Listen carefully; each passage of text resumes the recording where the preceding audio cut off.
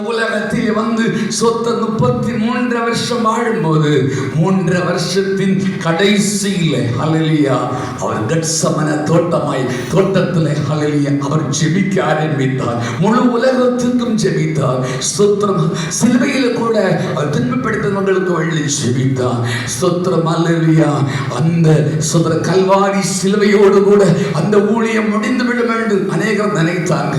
அவமானம், நிந்தைகள், சாட்ட வாரினால் அடிகள், உபத்திரம் உண்டானது. எல்லாவற்றையும் நமக்காக சகித்தார். ஹல்லேலூயா.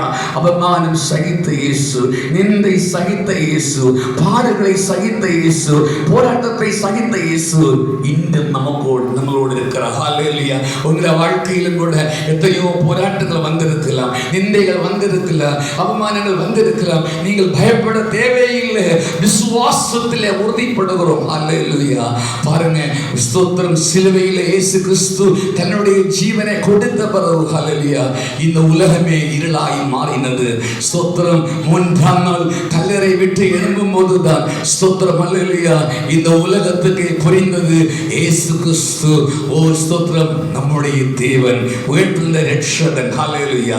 அந்த உயர்த்திருந்த இயேசு கிறிஸ்து ஸ்தோத்திரம் முதல்ல இரட்சகராய் வந்தார். இனி இரட்சகராய் அல்ல, அவர் மணவாளனாய் வரப்போகிறார். ஹல்லேலூயா.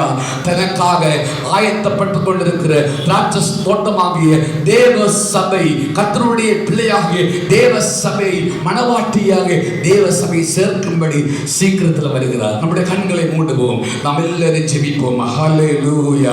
ஸ்தோத்திரம். எல்லாரும் ஒரு 5 நிமிஷம் நம்ம ஜெபம் பண்ணோமா? நமக்கு டைம் ஆகல. 5 நிமிஷம் நம்ம ஜெபம் பண்ணோம்.